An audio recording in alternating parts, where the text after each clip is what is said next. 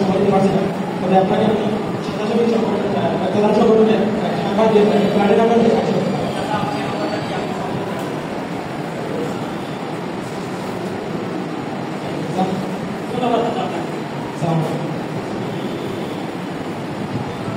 আসসালামু আলাইকুম।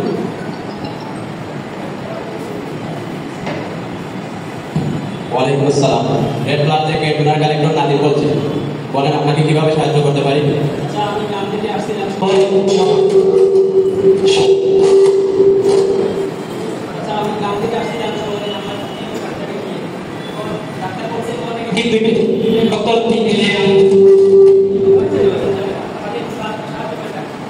চাচা, আপনি চিন্তা করবেন না, আমি সর্বোচ্চ চেষ্টা করছি ব্লাড মিলিয়ে দেওয়ার জন্য।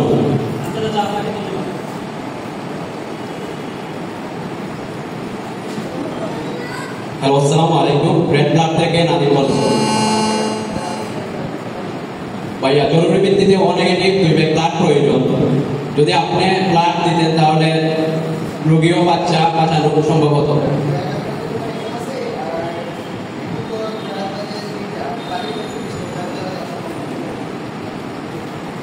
ওকে ভাইয়া, আমি দেখতেছি।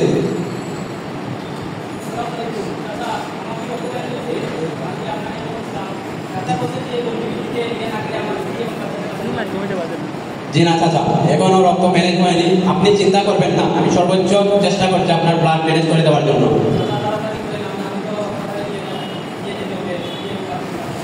ওকে চাচা, আমি দেখতেছি, আপনি চিন্তা করবেন না। হ্যালো, আসসালামু আলাইকুম সানোয়ার ভাই। সানোয়ার ভাই, আমি এখন পর্যন্ত ব্লাড ম্যানেজ করতে পারিনি। আপনি যদি আপনার ব্লাডটা দিতেন তাহলে অনেক উপকার হতো।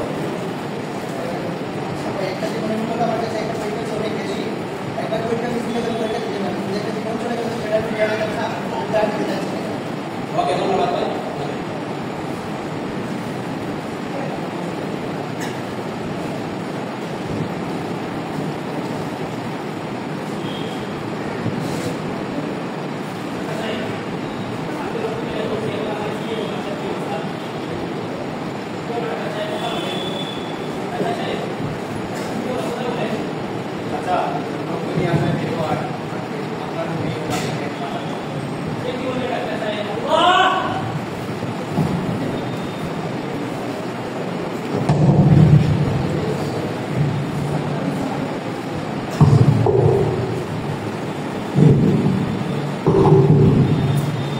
আল্লাহ রাব্বুল আলামিন আপনাকে আমাকে যা দিয়েছে তা থেকে মানুষকে সাহায্য করবে, নিশ্চয়ই তা উত্তম রূপে ফিরে আসবে।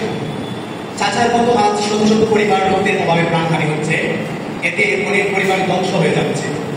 মনে রাখবে, একবার যদি লোকজন রক্তদানকে মানুষের কর্তব্য হিসাবে গ্রহণ করে, হাসপাতালে রোগীদের জন্য আর কোনো রক্তের ঘাটতি হবে না।